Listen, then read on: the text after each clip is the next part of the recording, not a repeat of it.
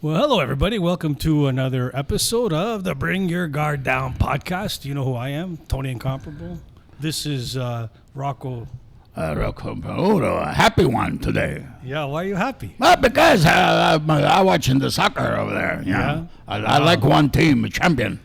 Argentina. Yeah, they win now. Wow, against those fucking bed sheets over there, laid down on the carpet over there. Right on. So, well, we're going to get right to it. We have a very special guest. Oh, Today. yeah. It's our second guest in a row. Oh, yeah. They have a nice history, too, this Yeah, guy. yeah. Good guy. So today we have Eric Johnston. Say hello to Eric.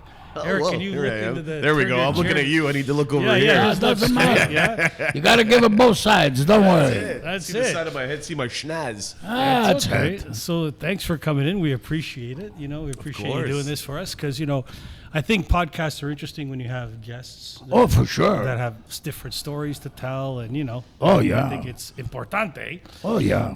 So how you doing? Like, tell us how long you've been I found you on our Instagram. Yeah. And I know you're a comedian, but you got quite a history. And, why don't you tell us a bit about yourself or our audience, Yeah. Yeah, for those who don't know me, my name's Eric Johnston. I'm a comedian, mostly stand-up comic, actor, professional MC, a big fan of Rocco and Tony, baby! No lose control. Best veteran champion. Oh, yeah. I am thrilled to be here. I've been following Rocco and his story, and since the Bucks have matched with Punjir Singh. Oh, that fucking guy. He's still alive? I don't know.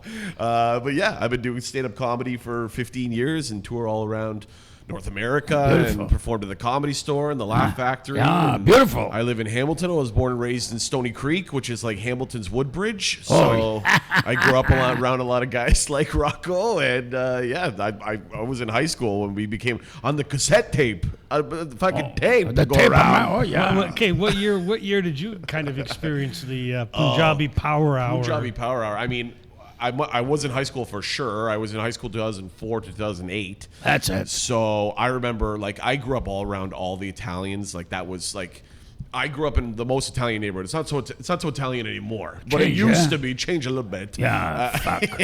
But I grew up around all the Italian guys, and I'm a caker. I'm munja cake, Irish, Polish, You're Russian. Hold on, but okay, it sounds like you put on a pretty good Italian accent. good. Nice job, yeah. I'm inspired by Rocco. Oh, I see. Like you're Italian wannabe big time. Yeah, I mean, that's my whole Fuck life. I go me. on these all-Italian tours. I opened for Sebastian Maniscalco. Oh, you did? And he thought I was Italian, and Yeah. we're backstage. He goes, Beautiful. He goes, you Italian? I go, yeah. And he goes, all right, you can do 15 minutes. So I opened for Sebastian. Well, that was that. Tell us Good, about good, that good guy. experience. Tell her, yeah, good guy, yeah. Well, So Sebastian how was did great. you come to open for him? Like where? Yeah, so it was at the Burlington Performing Arts Center. I was working with a company called Comedy Fest Canada, and they were bringing in some big names. And we had Frank Spadone, and we had Angelo Sarucas, and then we took a flyer and reached out to Sebastian. This is right, he already had multiple specials out, and he was blowing up, but just before he was doing arenas. Right. We said, hey, we got this venue in Burlington. It holds 750 seats. Would you like to do it? I knew that he was in Buffalo, then he was going to Toronto or vice versa. And I Yeah. go, it's right in between. You want to stop for a night, make some money? And he goes, yeah, let's do it. And it sold out instantly. And I mean, half of Vaughan and Woodbridge was down. They made the drive down to Burlington, and I was just there as just kind of part of the crew. And we're shooting the shit before the show. And he goes, "You're pretty funny." I go, "Yeah, I've been doing stand up for a while now, and I tour all around." And he goes, "And you're Italian?" And I go, "Yeah." And he goes, "All right, well, you can do 15 minutes." Oh, that's nice, yeah. So then I opened for Sebastian. It's one of my biggest credits. That, when I'm touring around North America, that when they're bringing me to stage, they go, this comic has opened for Russell Peters, he's opened for Sebastian Maniscalco, and here he is tonight. Oh, yeah. Eric Johnston. So That's it. it was life changing, and I did really well because it was my crowd. I grew up in Stoney Creek. It's all Italians. I was doing a lot of Italian material at the time, and I went up and I killed. And there's actually a hilarious picture on my Facebook of Sebastian shaking my hand as because I introduced him. So I did 15 and I brought him up. And he's looking at me like, who the fuck is this kid? I've never seen him, never heard of him. I killed. And then about 6 months later, I was performing at the Comedy Store in L.A. I'm opening for Russell Peters. And I'm in the back parking lot, and I see Sebastian, and I go, hey, Sebastian, I don't know if you remember me. he goes, Burlington, Ontario, you killed. And I was like, yes, I did. Oh my God. So that was it. He gave me his number, but those celebrities, they change their numbers like every 6 weeks. Sure. We change wines every 24 hours. I changed my number a couple of weeks. Yeah, you have to, right? Cause, Well, I got a lot of different pressure from him. He's a famous comedian, you know. Me, everybody wants my training video. Rocco teach my box, you know. But and then the marriage proposals, you get. A lot of yeah, no, I don't do that kind of stuff. No, but don't girls call you from the podcast? No, they don't call me. My wife screens in my fucking call. Okay. Oh, I see. Yeah. My wife is 6'3" now. She's not 295. She's about 320 now. Wow. Because she do bodybuilding now. Change it up a little bit. Yeah. Fuck yeah. Yeah, she gets inspiration from the She World got Cup. inspiration. Yeah, fuck it. Yeah, what kind of perspiration does she have? Oh, she got all kind of perspiration. She got all kind of. She uses the spray deodorant. Yeah. When we make love sometime, Yeah. I put my wife on the top. I tried a couple of years ago. I almost died. I couldn't breathe. Yeah, right. Yeah. Wow. Anyway, so that's a cool story, eh? So comedy's tough, you know. Yeah, very tough. Like comedy's tough to go and stand in front and, like, you know, you got potential hecklers. You got your material. If it doesn't go, you got to pivot quick. Like you got to be a different breed, eh? Oh, yeah, it's a tough. Yeah. There's only one comic ever really pissed my pants. Like really, literally peed my pants. What'd you comment? And, I don't know this. I can't remember his name, but Is it a comedian? yeah, no, I saw him at the maybe he's an Gotham- Italian singer. No, I saw him at the Gotham Comedy Club, and he was practicing his bit for his products, HBO, HBO tour. But I can't remember his name. Like a Spanish guy, and he does like that improvisation. Oh, I think I know, voice yeah. like coming soon to a theater near you. Oh yeah, You know what I'm I know who talking you're about? talking about. Yes, I know exactly who you're talking about. Yeah, like and I can't remember his name either. yeah, shit. I peed my pants. I was literally Funny, yeah. I mean, that's like he was like funny. It's as a hell. tough, very tough, you know. Yeah. So how did you get into comic? Because I understand you have a pretty History, yeah, beautiful. family history. Yeah, so my dad and my grandfather, not boxers, they do professional wrestling. Oh, yeah, champion. Fuck, that's hard. Fuck. Lots of training. Oh, yeah. My grandfather and father are Canadian Hall of Fame professional wrestlers out of Hamilton. So I grew up kind of around the circus sideshow. There was always wrestlers by the house, and every weekend we were out at matches. But you know, sometimes my dad was wrestling the small matches in like the fucking Potato Festival and PEI, and then the next weekend he'd be doing a WCW event at the Buffalo Auditorium, and you know, he's in the Elio DiPaolo Wrestling Hall of Fame, and So is he Bullwhip Johnson? Bullwhip Johnson was my Mikey, father. show Bullwhip Johnson. Is yeah, that your dad? Yeah. Champion. Yeah, there you go, right? He's champion. You kind of look like him. Yeah, a little bit. I need a mustache. Yeah, you need a mustache. He looks like a big man. Yeah, he was 6'5", 275, big man. And he was my hero. And unfortunately, he passed away shortly after my 13th birthday. And I wanted to get into show business and kind of honor his legacy and do all that. But I didn't choose wrestling because wrestling fucking hurts. You know what I mean? Yeah, It's tough. no bullshit. So I found comedy, and I started as an actor. I was doing dance and theater and musical theater and stuff, and I just wanted to get on the stage. And then after that, on November 1st, 2010, I did my first ever open mic, and I haven't stopped since. I really haven't stopped since. So I do probably 100 to 200 shows a year, and Holy shit, travel that's around nice. North America. Oh, goody. Yeah, so So this picture I found online, is this you in this picture? that's me. Yeah, that's Wow, me. And check that's, it out. That's the book I wrote. It's called Run with the Bull: 3 Generations of Sports and Entertainment. Yeah. And it's about my grandfather and my father and my journey through show business. Coming out of Hamilton. So that's your dad and you on the barrel? Yeah, that's and then me. And that's you. That's him. And actually, that guy's arm on the very far side is Yeah. a wrestler by the name of Johnny Canine. And Johnny Canine was a professional wrestler, but also a career criminal. He was the president of the Satan Stories Motorcycle Club. I remember them, yeah. In Hamilton. So he was a tough guy, and he was in and out of jail my whole childhood, and I'd got stories about him. And just, it's just this crazy lifestyle that I grew up in around. And it was, you know, I said on another interview recently, they go, was it nature or nurture? And I said it was both. You know what I mean? When the apple fell from the tree, it fell straight down. And then I just embraced it and ran with it. Now I've been doing comedy for 15 years. And like I said, I've tour all over North America and make a living. Yeah, so tell us, Beautiful. what's kind of your like I always ask professional performers, like 'cause I used to be a professional performer a long time ago, right? Yeah. And so I always have my my nightmare scenario, the one gig that was a fucking shit show, and then of course the best gig. You know, I measure sort of my experiences based on the two, you know, extremes, right? Yeah. So I always ask performers, like, what was your kind of most nightmarish performance? God. And, you know, what happened? Well, when you start doing comedy, you're starting on, you know, at bars, on wing nights, and people are not there for comedy. They're there to watch the fucking Leaf game and eat wings and talk to their friends and stuff.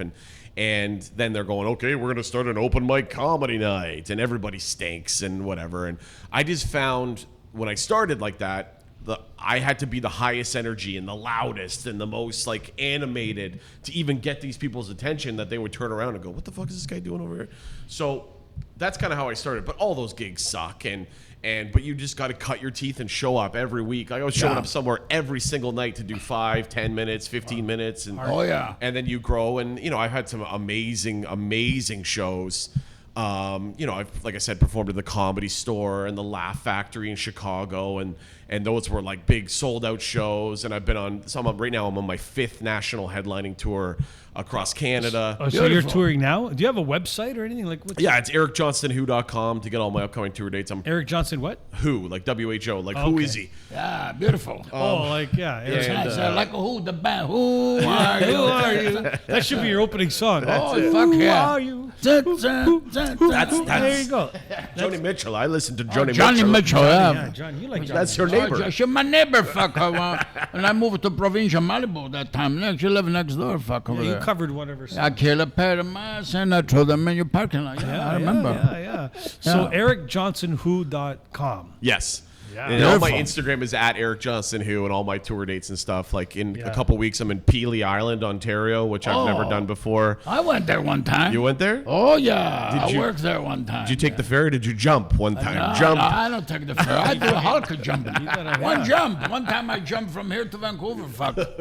Yeah, one jump. I'm With trying my to family on my I'm back. trying to We go find for holiday. You said Eric Johnston who? Yeah. Eric with a C, or Eric with a C, Johnston with a T, WHO. But yeah, I've had some great shows. I mean, a lot of corporate gigs I do are really tough. Yeah. You know, I had one. I had a hilarious one. I'll try to keep it brief. I got booked for this big financial company. They were doing a show at the White Oak Spa in Niagara Falls, and they brought me in. And the guy who owned the company was a big comedy fan, and he knew about me and had seen me before, and he wanted to book me as a surprise for his staff. For their Christmas party. And I looked them up on their website, and they were like Forbes list, Canadian version of Forbes list for how much money they make. So I tripled my quote as to what it would be, and the guy said, "Yeah, no problem." I was like, "God, I should have quadrupled it." But and then anyway, so they booked me for the show, and then the day before the show, the guy got COVID. And the owner of the company, couldn't come to his own Christmas party, which is okay, but he didn't fucking tell anybody that I was coming. So he told his one like controller girl, and I show up and they're all eating dinner or whatever. They're having like their Christmas party. And the girl goes, "So who are you? What are you doing?" I go, "I'm a comedian. I'm about to perform." And then she goes, "Oh yeah, that's right. Okay. Anything you want me to say about you?" And I go, "Yeah, just all my tour around North America, and I've opened for comedians like Russell Peters and Sebastian Maniscalco." She goes, "Okay." So they finish dinner, and she just goes up onto this little makeshift stage, and she just grabs the microphone and she goes, "Russell Peters, Sebastian Maniscalco, Eric Johnston." Then she just fucking walked off the stage. And so I ran up there, grabbed the mic, and I'm like, "Hey, everybody, blah, blah, blah, blah." And they had no idea. And he had only paid me a deposit. He only paid me 50% of what I was supposed to get paid. He ripped you off? No, it's better than that. So he paid me the deposit. And I go up there, and in the industry, we say I start bombing my dick off. I literally started bombing, because they didn't know who I was, why I was there, what was happening, why there was even stand-up comedy at their Christmas party. And I'm booked to do an hour, 60 minutes of me, which is fine. I do an hour every night. That's my shit. I can do an hour. And I get to about the 15-minute mark, and I go, "All right, guys, I don't want to be here. You don't want me to be here. Let's just tell," say the guy's name is Tony, just as an example. I go, "Let's just tell Tony that I did the hour and it was amazing. And if you agree to that, I'll leave for right now." And they all started clapping. So I went, thank you, good night. Brutal. I walked off the stage. I was so embarrassed and disheveled, whatever. Yeah. I have these banners that go up on the stage behind me that say like Eric Johnston, another one's for my book, and says buy my book now on Amazon. And I left. I went out to my car and I went, oh fuck, my banners are still on the stage. So I go back in, walk of shame. They're all now talking about what just happened and how bad it was. Mm-hmm. And I just slowly go on the stage and just take my banners down. I put them under my arms and I just wave. I wake up to the next morning from an email from the guy, and before I open it, I go, oh, this is not going to be good. This is not going to be good. He's not paying me the rest of my money. Okay, let's open it up. And I opened it up, and he said, talk to my staff. They said it was amazing, and you did the full hour, and here's the rest of your money. There you go. See, that proves a point about never freaking out about what you can't. Calm down. What you can't control. Right? Exactly. It's smart what to do. Yes, you don't have to freak out. Everybody always thinks the worst is going to happen, and I mean, bombing is terrible, but it's never that bad. Right. You get over it pretty quick, especially with me. Like, I have an hour that I tour with that I know, top to bottom now. I can do it with my eyes closed, especially when I'm on tour doing a show every single night. Right. By the end of a tour, I can go up and read the fucking phone book and get laughs because you're just so much in that zone. Mm-hmm. But sometimes there's things that happen in the room. I did a show recently in Hagersville, Ontario, and there was some drunk guy came in and he was trying to ruin the show, and I threw him out, and I just say, just get out of here, just whatever. And he didn't want to leave, and he started coming up to the stage, and I thought he just wanted to shake my hand. He was coming up to me going, I just want to shake your hand. And I go, listen, I'm from Hamilton. I know the move. You go to shake my hand and you hit me with the other elbow. Thank God he didn't, and he left and whatever. And then I found out the next day that he's the son of some big wig up in Hagersville. And I go, oh, shit, they're going to come after me now. And I got an email or a message saying, hey, we apologize for that guy. He's a known fuck up. It's all good, whatever. So, these things happen, but they're really never that bad. Bombing sucks, but thankfully I haven't done it in a while by my control. Sometimes fucking things fall from the ceiling. People pass out. And I was doing a show in Toronto and some guy overdosed on edibles and collapsed in the front row. What the fuck? He loses control himself. He lost control. Don't lose control. I like sometimes, I like the comedian. The highest point. I measure the value of a great comedian by the way he controlled the heckler and the audience. Yeah. A lot of people give you one-liners, right? Yeah. I shut it down pretty quick. I think because I'm a bigger guy, too, people think I might know how to fight or something. Yeah. And I don't. But I think I have such control. Plus, my style on stage is so quick and so energetic and stuff that people don't often have the opportunity to try to jump in. That's it. I'm on to the next bit. By the time they even have a thought, I'm 2 jokes later. So it's just...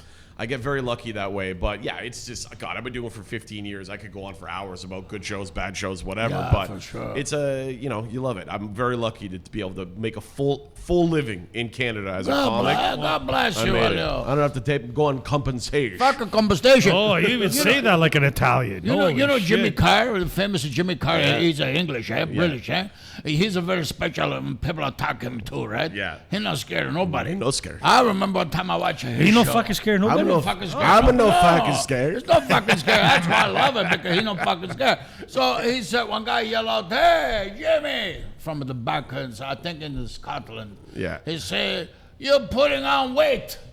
You're getting fat. And Jimmy Carr said, yeah, because every time I come over and fuck your wife, she bake me a lasagna. They get the langolo, baby. Harsh. What do you mean harsh? That's fucking comedy, buddy.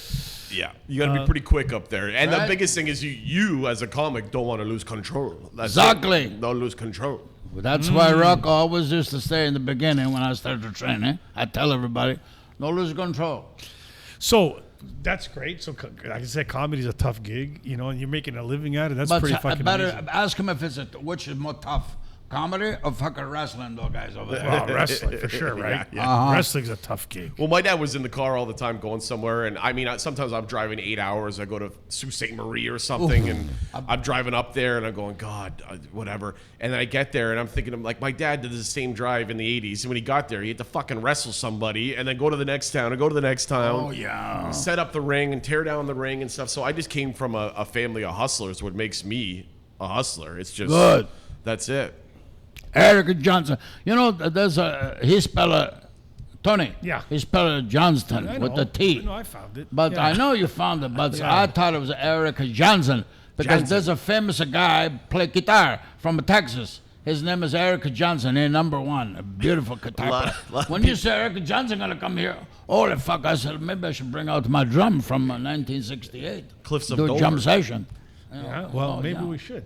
But yeah, I'm trying to find that comedian. Oh, It's look bugging at me. that. Gato Williams. Yeah, I'm trying to find Cat that. I'm Williams. trying to find that comedian. No, I know what you're talking about too. I'll look it up quick. He was like, I know you're he was an talking older about. guy. He used to tour with Dom Herrera. You mean Paul Rodriguez? No, fuck, no. He's like, oh, fuck, Who? it's killing Juan me. Valdez? No, that's The coffee guy. Yeah, sorry, I make a mistake. Anyway, so you, how did you come to write your book, and how did you get a TV show? And all, Beautiful. like, how did you Lots shoot it? going Who on. directed it? And Oh, yeah. like, tell me how you've transitioned. You're or a how busy it- guy, Eric. How it came to, you wrote a book and called Son of a Bull, right? No, the book is called Run with the Bull. Run with the Bull. The Son of a Bull is the tour I'm on right now. Okay. It's all bull. It's all bullshit. Right. But no, so I was originally setting out to make a documentary called Run with the Bull. Or actually, the documentary was going to be called Becoming Bullwhip.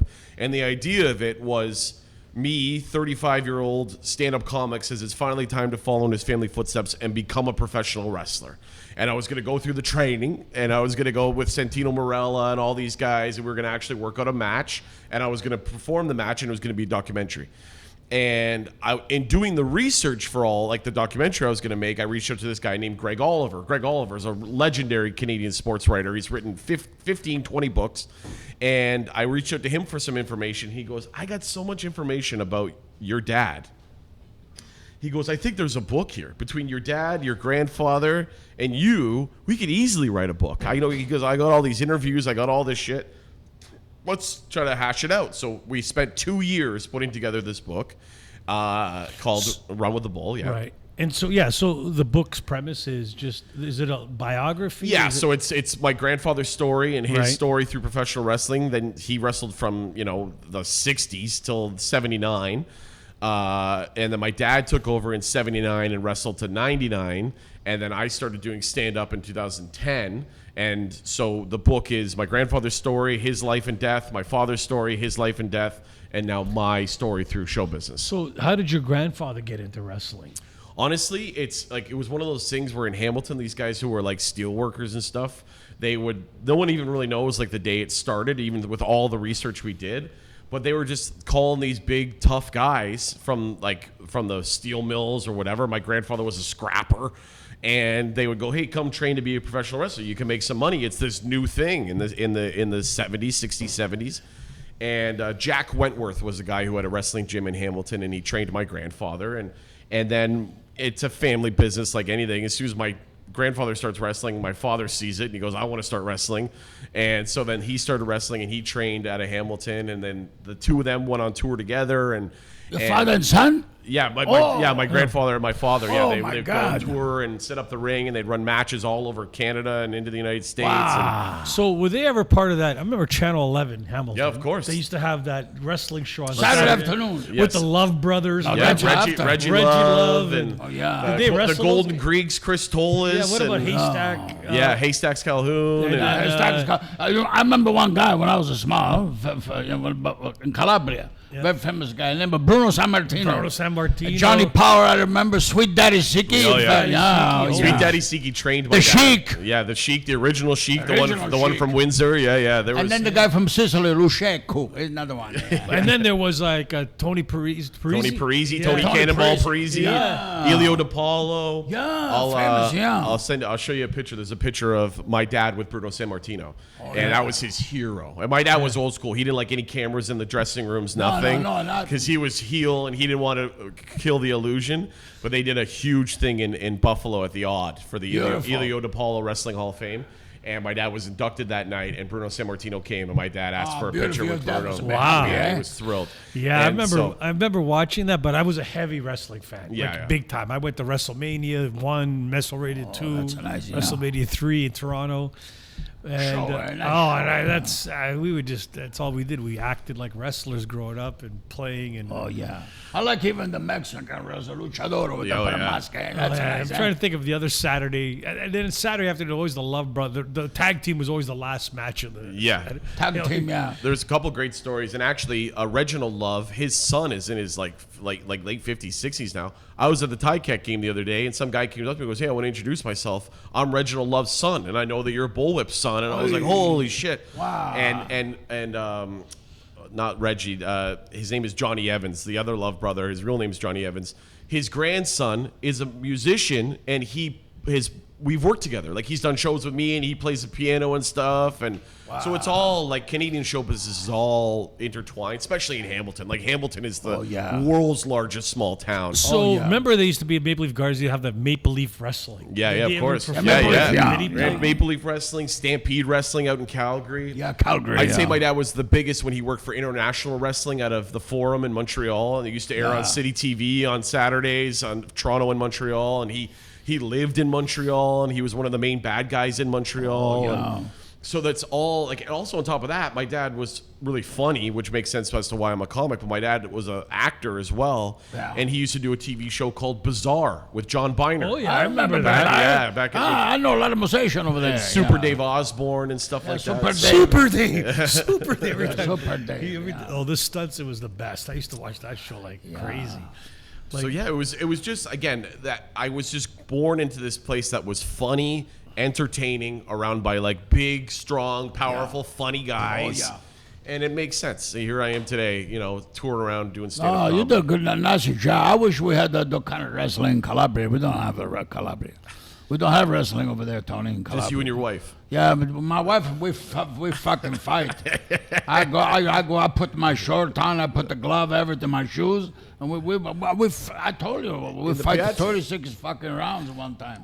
But we don't have wrestling in Calabria. She smashed a truck. Hey, She's una porcaria, fucking a bestia. check this out. Put that on, Mike. Oh, yeah. It is. So that's not my dad. That's another guy. There's Bam Bam Bubba O'Neill on the call. He's the 6 o'clock news guy on CHCH to this day. There you go. But Yeah, isn't he your does some dad sports. wrestling here? Yeah, he's coming out right now. Here he is. And you can actually see me in this video. Oh, We can hear it. I'm right there to the left, jumping up and down with the shirt on. Hold on, yeah. Oh, my God. We can hear it. We can't hear it. We can't hear it, but we're actually hearing the video. ICW. Who's coming out now? That's him. That's Look at Bullwhip. Bullwhip. That's my There dad. he is. Check it out. Oh, he's Look a at the beast, eh? swagger. Look at the swagger. Oh, he's a Walking out. Hulk, eh? So this was actually my dad's last match ever. Oh, yeah? May 1st, 1999. Yeah. This was his last match? Yep. His Wow. last match ever in Hamilton at the Hamilton Convention Center. You can see me in this video in 1 sec. Wow. Oh, yeah, there's more. Yeah, they come around. So he was a big Oh. brawler guy, right? This is showing different. Yeah, that was a flashback of another match. Yeah. And the referee is a guy named Harry D, who I'm still friends with. He was in my TV show recently. Wow. Yeah, that's my dad. Wow, look at How that. big is an How athlete. tall is he? 6'5". Your dad was 6'5"? 6'5". Holy shit. Holy smoke, eh? Yeah, So you can't fool around those So people. why was this his last match? well, I'm gonna he probably was, get he a was note. old at this point. We're gonna probably get a note, a YouTube notice. So Yeah, I I was gotta. gonna say, I can't show too much of it. Yeah, All that's right. all my tour dates or whatever. But he was injured and he had a big comeback, and then he came back and then wrestled this big match, and then things So- kind of slowed down, and then he passed away. So, that was it. Okay. Are you okay talking about your father? Yeah, A little bit more of course. personal? Yeah. Okay, so your father passed away. What, he had a sick? Some kind of Yeah, sickness? so my dad was an alcoholic. He was he died of liver kidney failure, Aye, and that comes with professional wrestling. I understand. They say in professional wrestling, one vice will kill you, two makes you immortal. So they say, like, a lot of these guys do pills and booze and drugs and booze, and my dad was just a drinker. And he had a lot of injuries, like a lot of internal injuries from wrestling, and his liver was damaged. He was in an course. industrial accident. And Yep. I talk about all this in my TV show, which is available now on Bell 5 TV1. Atta boy. But he was an alcoholic, and he he drank, and the doctor said, you know, if you drink, you'll die. And he goes, I'm 6'5", 275. I'm a professional wrestler. This is not going to kill me. No. And he was sober for a while, and then he fell off the wagon, and he died shortly thereafter. Can't make it. Body couldn't do it anymore. You know, it's what I always tell everybody: life is la matematica. Yeah. The math, arithmetic of the life is very simple. Yeah. You know, I tell everybody, well, you know, one guy told me a couple of weeks ago, hey, Rocco, what's the situation? You don't drink? And I go, no, I don't drink. You know me, I'm a boxer, I don't drink. He goes, you drink all the time? I said to him, you must be alcoholic. He said, no, fuck you, I'm no alcoholic. I drink 2 or 3 drinks every day. I go, 7 days a week? Yeah, I go, the mathematics is 3 times 7 is 21 drink. Yeah. 4 times 21, 4 weeks every month. That's a lot of, that's 84 fucking drinks. That's too much. But it's only 1 liver. That's right. You know the math over there? Yeah. He goes, you're exaggeration all the time, Rocco. I go, okay, pick and cool. Fuck you then. You don't want to live, don't live. But I see your point. Everybody don't understand. A lot of people, they think of drug, cocaine. Yeah. Fentanyl is a very bad, you know, it's a big problem. But alcohol is the worst fucking drug. Yeah. Because for 2 reasons, in my opinion. Alcohol is a fucked up for 2 reasons. First reason, because the government control the alcohol, number 1. And number 2, it's the only fucking thing that really can kill you. I knew a lot of people that take a heroin, it's like a preservativo. Yeah. The fuck? You look better than you did when you were 25. You're 80, 60 years old, you still take a heroin and methadone, you look fantastic. Must be a preservativo, fuck. But the people that are drinking, I know, alcoholic, they all reduce to nothing. Yeah. It's and it's also such a presented thing. I think in Canadian culture, the first thing you do when you go to someone's house or show up somewhere, go, let me get you a drink. Let me get you a drink. Well, I think it's very polite as Canadians that we think, you know, some people can hold, like, I'm drinking a beer right now, but I know I'm not an alcoholic. Like, especially since my son was born.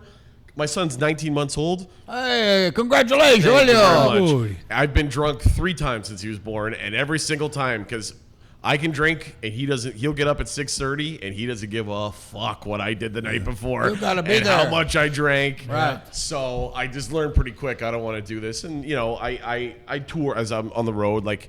You know, I get to the venue, I set everything up, I have a drink to take the edge off, and then I have a drink with me on stage, and then I have a drink after, and that's it. It's, you know, it's, I'm not going out, like, people think that a comedian's life is like a rock star's life, where it's like, and I lived that way a little bit in my 20s when I was single, going town to town. Like, I couldn't believe it was working. I couldn't believe that I was getting booked in Kelowna. So I'm going out there, and, you know, you finish a show, you're in the mountains, there's chicks around, and you're like, drink. Let's do whatever. There's also like fox and deer around. Oh, chicks. God. Chicks and deer, fox, foxy lady, Chicks, fox, deer, cougars. Couple cougars out there. Cougars, but don't lots forget, of cougars. alcohol can we talk? I asked a personal question about how okay. your father died. He told me. You could tell us. I know how he died. Yeah. But that's the thing. But still, La Pusa is not going to kill you. Alcohol can kill you, but women, they don't kill you. Yeah, it's true. They kill somebody else because you want to. They kill you in a different way. You know what I mean? Yeah. I think that, alcohol. It's funny now. You know, now they're killing themselves with fucking cannabis and shit. Oh, people die. Well, look, talk about a show. Yeah. They do the candy they give it. Mint candy. The gummy bears. I need to take it, calm down, sleep, and then you don't get up for 3 fucking days. Well, that show, he was so high, and I was killing on stage. I was killing, and then I thought I fucking killed this guy because he's like smacking his eye, he's dying laughing, and I'll go, whoa, wow, I'm really killing this guy. And all of a sudden, you know, boom, and they stopped the show. The ambulance had to come in, they carried him out, and then the show stopped for like 10 minutes. And then the owner of the club goes, okay, you ready to go back up? And I went, all right, fuck it. The host went back up. I would be doing that guy in the whole fucking the next 20 minutes. Yeah, that's it. I riffed on it a little bit, saying, like, because what happened was he was with a group of 10 people, and he went down, and fucking 9 people left with him. And I went, now I got an empty spot in the front row. And I go, everybody, come on, move up. This is going to affect my merchandise sales. Holy shit. But yeah, he referenced it, and then I just went back into the act, and then just finished the show. And that's good. Yeah. Everyone was like, wow, you handled that so well. It's like, well, what the fuck am I supposed to do? Like that guy, I thought the guy died. Like I thought he had a heart attack or a stroke or something. Oh, yeah. And then someone came back and they go, no, he took too many edibles. And I went, well, now I feel less bad about it. So do you have siblings?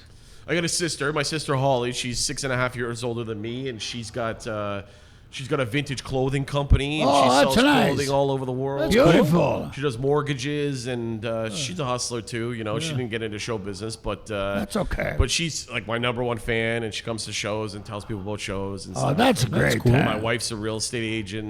And my wife's a civilian, straight civilian. Straight, has no yeah. interest in show Showbiz. business, which Yeah. makes us perfect. Because if Yeah. if she was like me, we would just be like this. So But what's she's what's your sign? what's that? My background? Birthday. Birthday. Oh, my sign. It's actually in a couple days, July 11th. Oh, you're a Cancer. Yeah, I'm a Cancer. And your wife?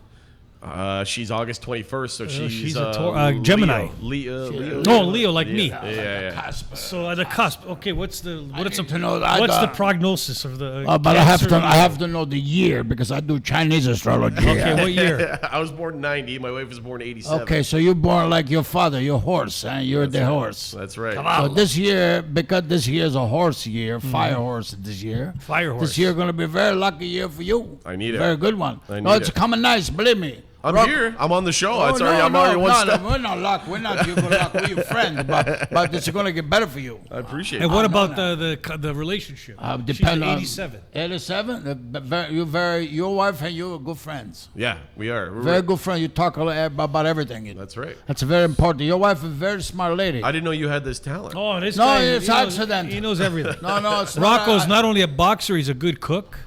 He thinks he's a good cook.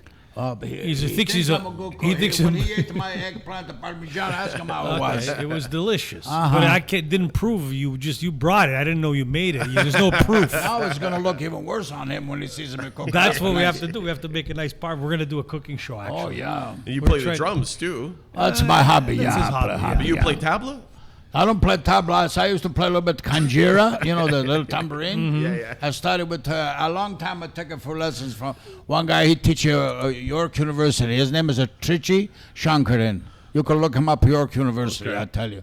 And I start to learn a little bit of tabla when I fight against Pandir Singh. Sing. But he's a fucking cheater, so I cut my lesson in half. Yeah. I gave him a couple rudiments in the fucking face, and the third fucking round, if you remember correctly, he punched me in my eye 565 fucking times. And what'd you do? I blinked with the other one. Thanks for the tip. That's right. I'm just setting you up to see And what you- you the don't want to best. hear. And how many times you slip in that fight? As long as lip, I cannot catch myself a little bit. Hey. It fucking sweat the grease. Can I show Because of the this? fucking You oil. want to put this? Can I show? Yeah, go ahead. So this is Rocco, ladies and gentlemen, playing a little a clip playing the drums. Yeah. You can hear it if you want to listen. No, I played it. I remember. I know we can't hear. I can hear it in the headphones. Yeah. Oh, look at that! Look at that drum kit. Look at Rocco over here. He thinks he's professional. Look at the Chinese symbols on the Chinese symbols on the pants. Oh yeah, that's my hobby. Yeah. This is 1 minute and 34 seconds. Yeah, that's an introduction to one of my songs I write. Yeah. Yeah. I play piano too. You know, it's Oh, my yeah, you play that's everything. my hobby. And then my full-time job is I kill people. I punch There we people. go. Look at that. There we go. Look at Rocco with the headphones. Fucking beautiful. You know, Yeah, but this is why I put this so we can put headphones and we can listen. Yeah, that's nice. Yeah, I love it. Anyway, there is tunnel of steps as opposed to tunnel of no steps. Tunnel of love. No, you Holy know what? shit, my phone You gotta keeps put ringing that off thing the on hook. silent. I will tell you why I call it the tunnel of steps. I'll tell you. Because when you go inside a tunnel, you can never see the fucking footsteps. Right. When it's open, you can see the footsteps. In the snow or rain, you can see. But in a tunnel, you don't see stuccazzo. You come out at the other end, you get a fucking punch in the face. Okay, so Anyway. you need to keep. I need to break for 1 minute. So, Eric, you got to kind of take the mic for a sec. Can you do that? Eric, you guys talk. Put the camera on Eric. I'm gonna leave for 1 minute. Unfortunately, this is the first time we've done a podcast during the Go day. ahead. We're a very busy podcast. The people are coming from all over the fucking place. I have to ask a couple of wrestling questions to Eric, too. Okay, Eric, tell me something. Sometime when I do boxing, right, and I play drums and box, there's a lot of part of those two sports one art, one sport, they help each other. So you, a comedian, when you do acting, sometimes I find my experience, when the guy's a funny guy, do very good drama too. Yeah. They're the best dramatic actors of comedy. Leslie Nielsen. Yeah, I've done a lot of that. I mean, I always play the funny best friend or whatever. Yeah. Recently, I shot a TV show and I played the romantic lead of this thing, and I was I'm like, you want me to play the romantic lead? And the director goes, I see this guy, this comedian, this funny, outgoing, crazy guy. He goes, but I know you got so much heart in there. And he goes, and I want to see if I can capture that by you playing the romantic lead. And playing like the straight man, and everyone else around you is funny, and you're just trying to experience it and get through and fall in love. Right. And I was scared, to be honest, and it was one of the most like fulfilling things. It was just a pilot for a TV show. It didn't end up getting picked up, but doesn't matter. The fact that we did it, and I was like, wow, and also like the wrestling background helps with my stand-up. Now, I'm not a wrestler, but I watched a lot of wrestling. I still watch a lot of wrestling. Right.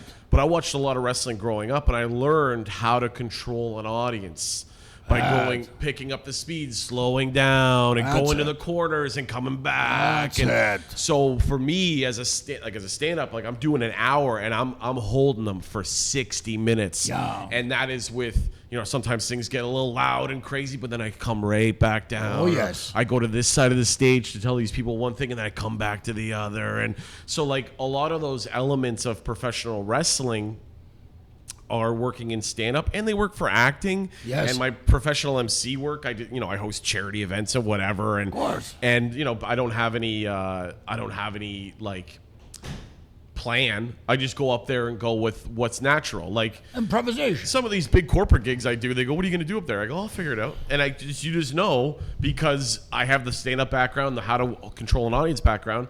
Yeah. And also I have the ability to go, okay, here's what we need to say. Let's get that in there and just keep, moving forward. But I think they all perfectly weave into each other, whether it's wrestling, comedy, acting, emceeing, and also just being a guy. Like I have the ability, which not a lot of comics do, unfortunately, is to, when I'm off stage, just be a fucking guy. Just be a normal part of my community, be a father, be a husband, and whatever, and not feel the need to always be like, hey, let me tell you a joke, let me tell you a joke, let me tell you a joke. Yeah. Because those people get real tired real quick. That's a very good point. Limited attention span.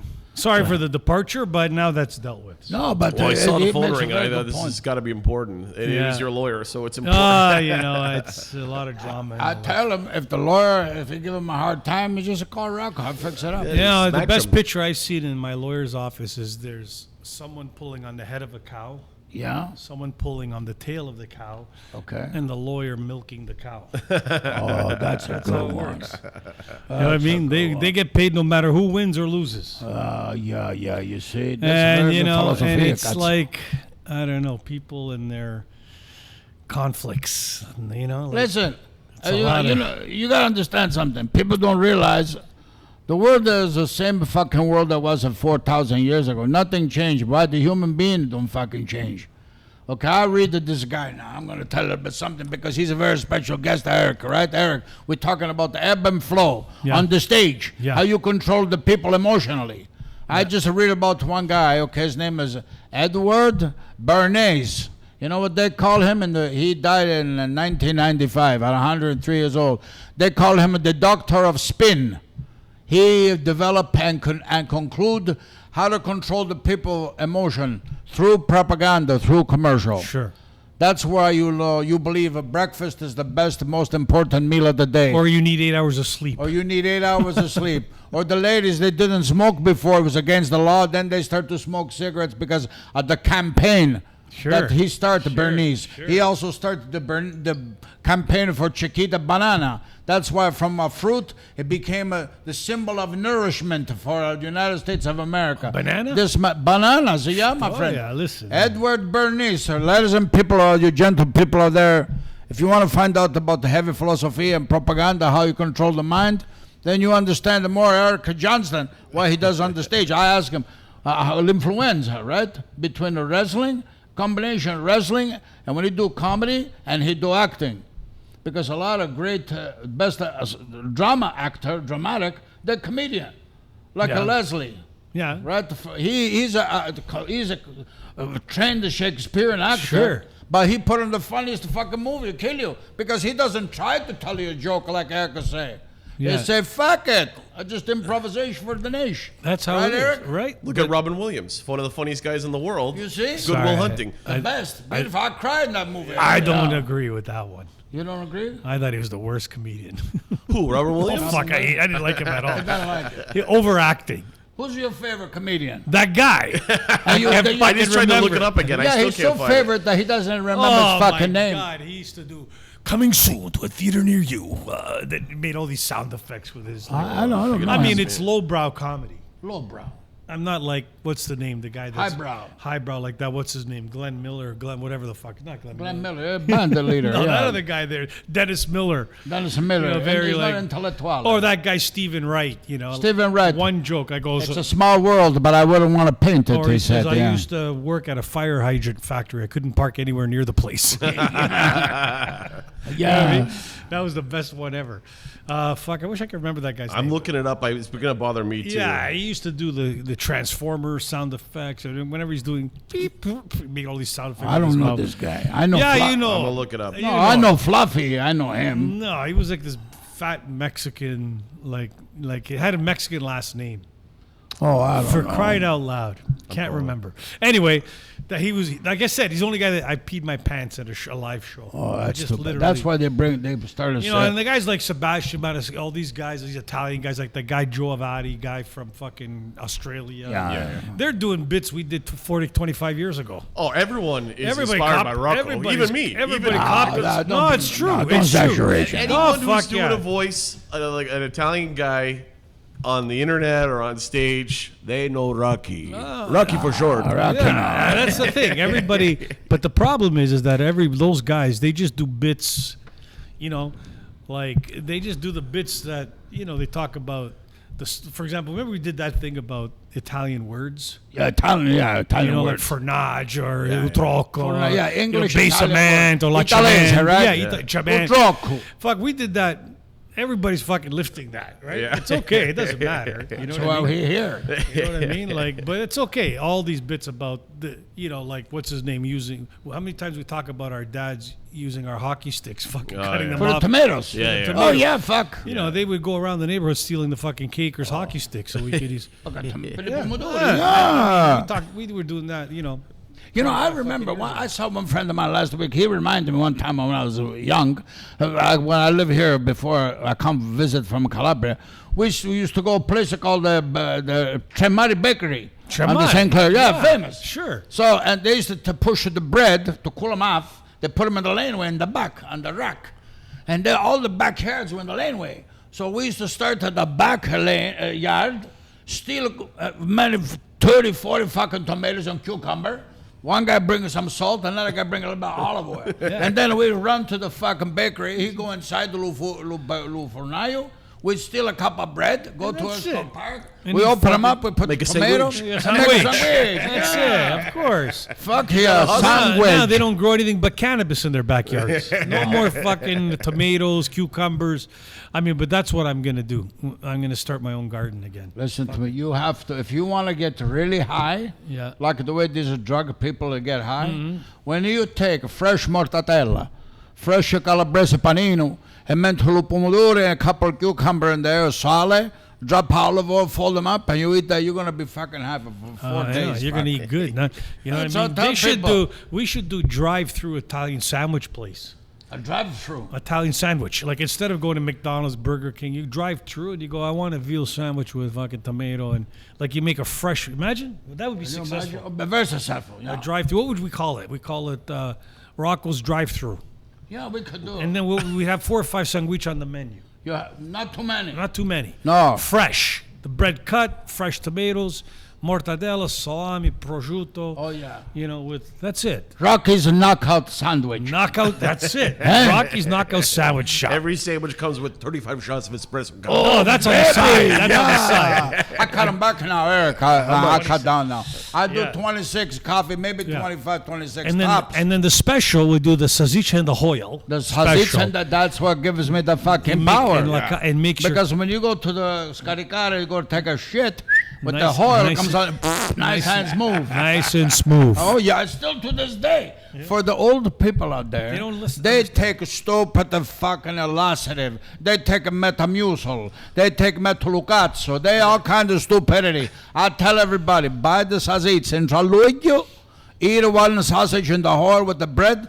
You're gonna go. Beautiful. Absolutely, and I think I Steady I every think in day. my parents' basement in the cantina, I think there's still a jar from like the 70s. They're still still got it? there. Can you eat it? Oh, I can eat it now. Are you sure? I'll Even go 40 right now and 40 eat it. years old? We go together. We eat it. Cook it I up. don't know. Holy shit! The oil is a preservativo. Listen, if you How long take- can it preserve it? Tony, if you can take a fucking cocaine for 40 years and not die, imagine you salsiccia is going to die in the oil? No. Che cazzo ragionamento you making now? I don't know. I'm just asking because I there's try to give a there's stuff decision. in my parents' basement that's been there from the 70s. They're still good, fuck. You know what I mean? Italiano, they know. I remember But one not time. tomato sauce. What are you talking about? You can't leave. How about the peppers in the oil? Li pipazzi, they're the best. Listen to me. Li salsiccia, li pipazzi, you can't go fucking wrong with Tony. The only thing that doesn't last is lupin bread. Yeah. Because one time I found one bread, my brother in Italy pissed me off. I threw it at him and knocked him out for Because it was like fucking a days. rock. Oh, yeah, It's like a lupet. I hit him in no lupet. I hit him in the fucking head. Oh wow. Oh, he slept for 4 fucking days. That's hard, that's Lupanino, hard. this fucking big. Yeah, man. Like those guys in the Gaza Strip over there. Boom, Lupanino hit him in the fucking. That's it. The torpedo panini. Oh, but now fuck. the panini you get, they last for fucking 6 weeks. They yeah. put so much shit. The real bread, it doesn't even last like what Because a they day. put You got to eat it. injection. Yeah, they put every shit in it, huh? No, it gives listen you, to it me. gives you, it give you. You Yeah. get bloated like a fucking guy. See, Eric, let me ask you one very important question. You travel a lot, right? What are you gonna do when you go out there? You gotta do fucking comedy. You gotta make people fucking laugh, right? But if your stomach is not full with the good food, it's not gonna go a good show. A pack of lunch. You pack a lunch, and that's And my then you're- question. and Where then- do you shop and when you want to have a Yeah, nice and food? then you're probably farting like crazy on When stage too. When I go to British Calabria, Right?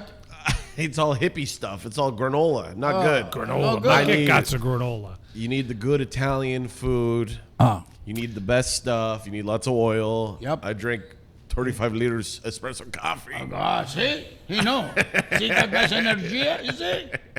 You have to. Yeah, no, I eat all over. Everywhere, honestly, everywhere. It's like, you got to come to this place. I'll tell you, really good Italian food is in Sault Ste. Marie. They're very good. Because there's a lot of Italians All there. the time, Because of yeah. the miners up in Timmins and stuff. Everyone's short. They got jobs Oh, yeah. to go in the mines. Oh, I yeah. don't know. I think where did this thing that Italians are short come What are from? you talking about? Where the fuck did this Look What around. do you mean look around? Where did this idea that Italians are short come from? First of Where all, the fuck did they get this notion No, that Italians I don't think are any short? new Italians are Look, short, I but the can old ones understand are if all, you're and they're comparing. getting shorter. I think if you're comparing an 85-year-old woman, who went from 5'6" to 5 feet, sure. But where is this, this idea that Italians are short? no, you have to ask yourself, what's the necessity of somebody? They're short and taller. What's the difference? Everybody has a different power. That's You not listen to That's me. not what I'm asking. I'm saying where did this? If you go to certain parts of Italy, you're going to find people that used to be a little bit smaller. Okay. Okay? So? Because they were smaller and they had to lift and carry stuff. We're talking about the 16th, 17th, 18th century, my friend. Talking about the history. Okay, I nostalgia. understand, but they say like it's like everything's mafia Italian. If you're Italian, you're in the mafia. Same Yeah. thing. If you're Italian, you're short. You know what I mean? If you're Italian, you're hairy. Yeah. If you're Italian, you got brown eyes. I Yeah. got blue eyes, and I'm from But the south. that's one level So- of consciousness. so- And then some other people, if you're Italian, you know Machiavelli. If you're Italian, you know Leonardo da Vinci. If Yeah. you're Italian, you know Luciano Pavarotti, La Scala Milano, fuck's sake. Yeah. And you know Ottavio Respighi. Okay, but my question I to got you, pissed because off you're now. you're you're an expert at culture. Okay. So why is there this connection with the Italians and like the mafia, or hey, we grab our balls? Yeah, you when know, we speak. stereotype you mean. Yeah, stereotype. I'll That's tell you why. Because people who jealous of the most civilized country in the fucking world. By the way, everybody, you're still living under Roman rule, in case you forgot sure, that. they don't realize. Never mind the Genghis Khan Lucazzo, never mind the Egyptian, the fucking stupid. They pray to a steel fucking bird over there. And then King Tut, 19 years old, he fucking his own mother. Fuck them. That's Fuck them. true. But That's anyway, true. I'm just saying a couple of things nice and clear because we don't need But a we're back to the toxicity. stereotypes. Stereotype comes from other race of people. They're jealous. So they want to put the Italian people down. They minimize what the Italians are. Yeah. But actually, there are tall people, short people in every culture. Exactly. Okay? That's my point. I Why do knew we one say? of my why friends, do we- but he was a 5-foot tree, okay? And another my friend, the big guy from the North Italy, is a 6'8". But my friend from Calabria, 5-foot tree, he has salsiccia like this. Yeah. My friend is 6'8", he doesn't have a salsiccia like that. No. So you better watch yourself and don't make fun of people. Yeah, because short people sometimes have Right, a big but- bustone. but I'm saying, That's how they get it. Equal. Pablo Francisco was the name of that guy. Pablo That's Francisco. him. That's the Francisco. fucking guy. How did I didn't you even get- have to look it up. I went to go look it, and it came up. That's the Hey. fucking that guy there. Yeah, he Pablo knows. Francisco. Pablo Francisco is the Yeah, first yeah. only comic that made me piss my pants live. He's famous, right, Eric? Yeah, he Famous? was. Oh yeah, I know. He's been kicking around. He's like, you know. He's still I doing heard- clubs. It's like when I saw the first don't- stereotype before Maniscalco and all these fucking guys was Dom Herrera. Dummy, I remember him, yeah. You know what I mean? Fantastic. He was the guy that kind of used the, he's talking about the Italians and culture, and Yeah. he's talking about A lot of funny stuff, yeah, yeah. like when he's talked about when Italians have males, they used to boys. They used to say, "Well, that kid grows up, he's gonna be like a stud like me. He's gonna be banging Oh, the yeah, girls. bullshit. They're gonna be lined up around the corner, Oh, banging yeah. the girls like crazy." And then they said, "How come they don't talk about their daughters like that?" He says, "When my daughter grows up, she's gonna be a whore. She's gonna be spreading her legs like They don't say that. They don't say that, right? That's right. But see, the stereotype of Italians is like we're lovers, we're bangers, Yeah. we're fucking We didn't make that stuff. with grease that. monkeys. Like even We- some of the Family Guy, Simpsons, they always make the Italians look like. They have just, you know what? I tell You know what I mean? everybody. Did you watch The Sopranos? Of course. Who were the writers of those people? They're yeah, Jewish they're fucking people. Jewish fucking not people. Italians. English and Jewish, they're writing about Italian. What the fuck do you know about the Italian experience? Fuck you. You don't know fuck You all. know, one time I went to this comedian. His name was Paul Rodriguez. Yes, I know. He said I was doing a show in one of the prison in Texas, and I was talking to this serial killer, and I asked him, "Why are you here?" He goes, "I killed my whole family with an axe. 13 people, I kill them into little pieces. I put them in a garbage bag. I kill them. But then, how many people?" Paul Rodriguez said. He says, "I killed 13 people in my family. Then I found the Jesus Christ." Paul Rodriguez said, "Why didn't you find a Jesus Christ before you killed him?" Yeah, right. Why you wait so long? Yeah, because he wants forgiveness. He wants. They're He funny, doesn't. those guys. And who's that guy, the other comedian? He was on the TV too. Which one? That narrows it. Mexican. That narrows it He's a down. Mexican. He got long hair now with a big beard.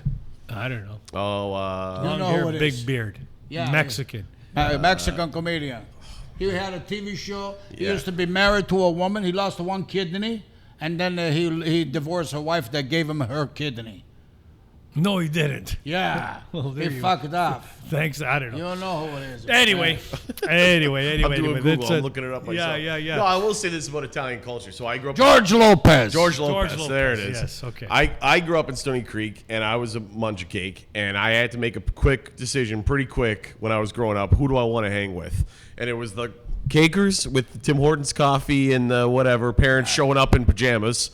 And then you had the Italians, kids showing up in Kappa track suits, and the dads were in suits, and everyone smelled good, cologne. These are not stereotypes. This is my experience. It's true. And I went, True.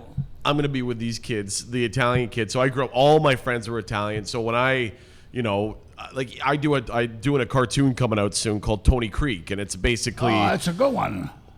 it's a cartoon about a guy who is in his 50s, 60s, whatever, who grew up in Stoney Creek, and I voice the characters, and I will openly admit, very inspired by Rocky, because in my high school, I started doing this voice, and they go, "That's how I found you." They go, "Oh, so you know Rocco Rumpamuro?" I go, "Who's Rocco Rumpamuro?" And then I got a CD that I played on my tape deck of the 2 episodes of Punjabi Power Hour, and I just went, and I knew all the references because I grew up around all the Italian kids. So I just wanted to say it's an honor to even be here. That's why I keep trying to set you up for Rocky stuff, because I love that's it. okay. Everybody I can love find hearing that it. online. They can find Rocco online all the time. Yeah, he's there. Yeah, look online. There's all kinds of materials out there. You know what I mean? Should be on the television. Well, television. yeah. That guy, This is on television. This is television. I told him that fucking there is a radio. He said it's a radio. Yeah. Fuck, I'm not gonna fucking show up. Yeah, For 200 that's right. fucking bucks. That's right. If you knew it was Especially radio, now, you real would sandwich is $16 fucking dollars for telephone. minimum. Fuck you. Yeah, if you knew it was only radio, I would not show up. I was not gonna fucking show up. anyways. I do television. Anyway, Important.